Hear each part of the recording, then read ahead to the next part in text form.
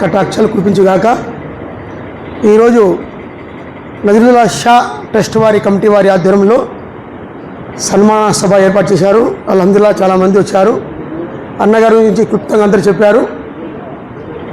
అన్నగారు ప్రతిపక్షంలో ఉన్నా కూడా, అది గుర్తుపెట్టుకోవాలి మీరు, ప్రతిపక్షంలో ఉన్నా కూడా అదే అనుచర వర్గం ఆయన అంటున్నది.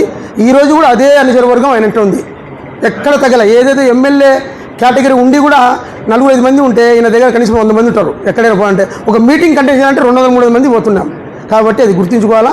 ఇప్పుడు కూడా ప్రజలు గుర్తించుకొని ఆయన తోడ్పాటు అందిస్తారని నేను అనుకుంటూ, అలాగే ఇప్పుడు వచ్చిన అతిథి మనకు ముఖ్య అతిథి అయినటువంటి సురేష్ నాయుడు గారు ఈ ట్రస్టుకు, నజరుల్లా ట్రస్టుకు మనకు అవసరం ఉంది అన్న కాంపౌండ్ వాళ్ళకు అంటానే 10 లక్షలు ప్రకటించారు.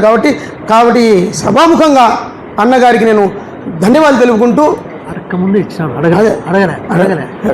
ముందంట చూడండి, అడగాల, అన్నం పెట్టమని అమ్మకు అడగాల.